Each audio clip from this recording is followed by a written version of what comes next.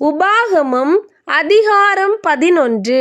நீ உன் தேவனாகிய கர்த்தரிடத்தில் அன்பு கூர்ந்து அவருடைய பிரமாணங்களையும் அவருடைய கட்டளைகளையும் அவருடைய நியாயங்களையும் அவருடைய கற்பனைகளையும் எப்பொழுதும் கைக்கொள்வாயாக.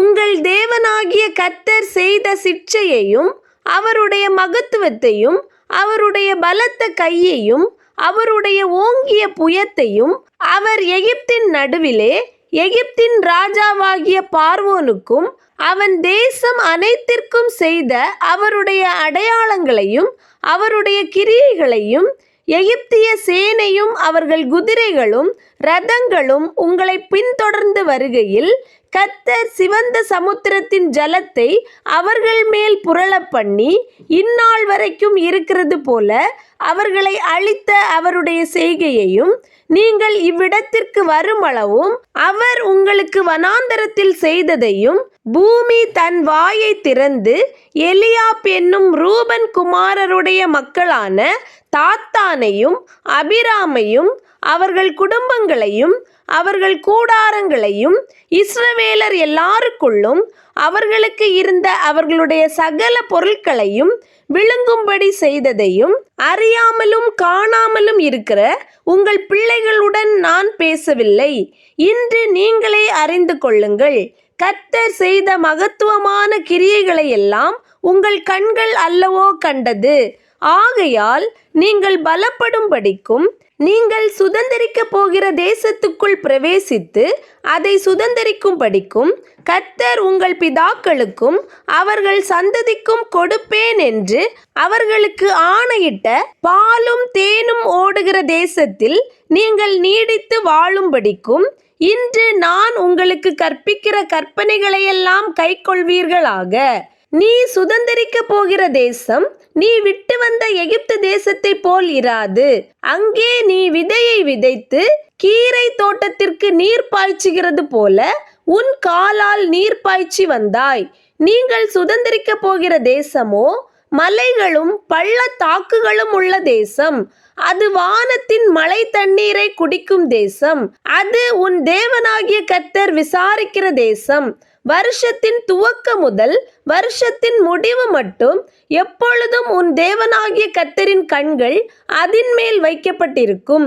நீங்கள் உங்கள் தேவனாகிய கர்த்தரிடத்தில் உங்கள் முழு இருதயத்தோடும் உங்கள் முழு ஆத்துமாவோடும் அன்பு கூர்ந்து அவரை சேவிக்கும்படி நான் இன்று உங்களுக்கு கற்பிக்கிற என் கற்பனைகளுக்கு கீழ்ப்படிந்தால் நீ உன் தானியத்தையும் உன் திராட்சை ரசத்தையும் உன் எண்ணெயையும் சேர்க்கும்படிக்கு நான் ஏற்ற காலத்தில் உங்கள் தேசத்தில் முன்மாரியையும் பின்மாரியையும் பெய்ய பண்ணி மிருக ஜீவன்களுக்காக உன் வெளிகளிலே புல் முளைக்கும்படி செய்வேன். நீ சாப்பிட்டு திருப்தி அடைவாய் என்கிறார். உங்கள் இருதயம் வஞ்சிக்கப்படாமலும் நீங்கள் வழி விலகி அந்நிய தேவர்களை சேவித்து அவர்களை நமஸ்கரியாமலும் இருக்கும்படி எச்சரிக்கையாயிருங்கள். இல்லாவிடில் கர்த்தருடைய கோபம் உங்கள் மேல் மூண்டு மழை பெய்யாமற் போகவும் தேசம் தன் பலனை கொடாமல் இருக்கவும் வானத்தை அடைத்து போடுவார்.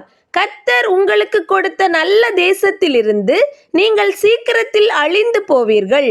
ஆகையால் கர்த்தர் உங்கள் பிதாக்களுக்கு கொடுப்பேன் என்று அவர்களுக்கு ஆணையிட்ட தேசத்தில் உங்கள் நாட்களும் உங்கள் பிள்ளைகளின் நாட்களும் பூமியின் மேல் வானம் இருக்கும் நாட்களைப் போல அநேகமாயிருக்கும்படிக்கு நீங்கள் என் வார்த்தைகளை உங்கள் இருதயத்திலும் உங்கள் ஆத்துமாவிலும் பதித்து அவைகளை உங்கள் கையின் மேல் அடையாளமாக கட்டி உங்கள் கண்களின் நடுவே ஞாபக குறியாக வைத்து அவைகளை உங்கள் பிள்ளைகளுக்கு உபதேசித்து நீங்கள் வீட்டில் உட்கார்ந்திருக்கிற போதும் வழியிலே நடக்கிற போதும் படுத்து கொள்ளுகிற போதும் எழுந்திருக்கிற போதும் அவைகளை குறித்து பேசுவீர்களாக.